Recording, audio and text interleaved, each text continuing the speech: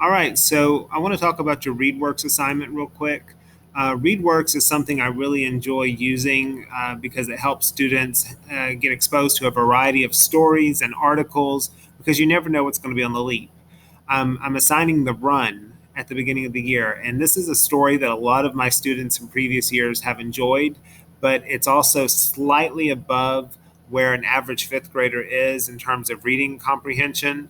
But most of my students don't struggle with it, but I've also never given it at the beginning of the year. And I know that we might have some gaps in our reading abilities and our reading skills because we've been out of school for almost 6 months. So hopefully we've been reading in that time and growing as readers, but I know not everyone has had that ability. So when you click into the assignment, I've included this here. This, if you click on play, Seen a single soul. They were worried.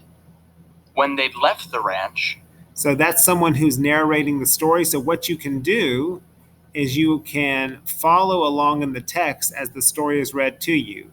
So I also included that because I read this aloud to my students when we first start, when we're in class together, but I know you're going to get tired of my voice if you haven't already. So I put this in there so you're able to listen to someone else read this story. You will not always have the sound bar where you can listen to it read aloud to you, but I'm doing that because we've been out of school for a while and because it's slightly above the reading level of most fifth graders. But like I said, most of my students don't have trouble with it. They really enjoy the story.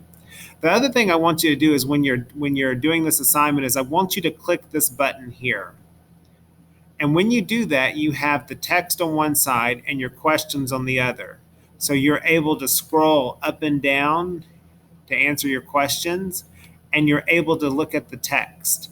Because that's one thing you're going to have to do in fifth grade. You're going to have to go back to the text, and you're going to need to do that for essays, for tests and assignments.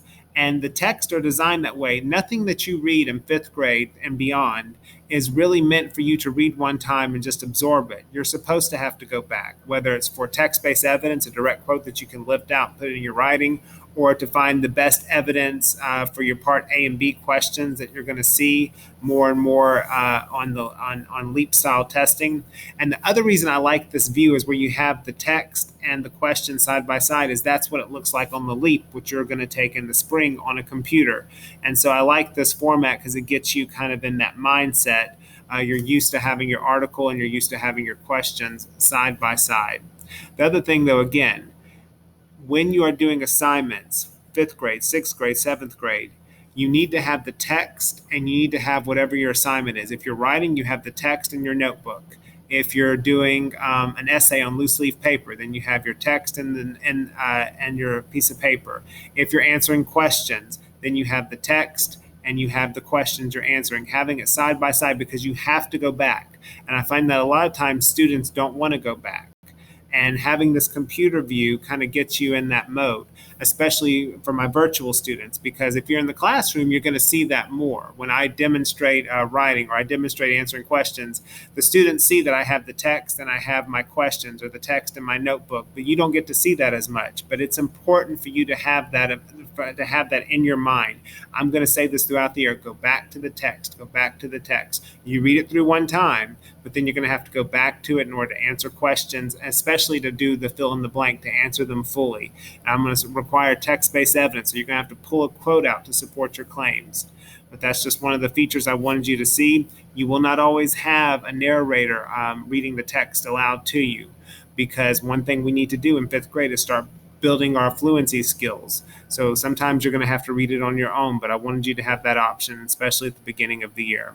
I hope you enjoy the story, and if you have any questions, contact me and I can help you out. All right, that's it for now.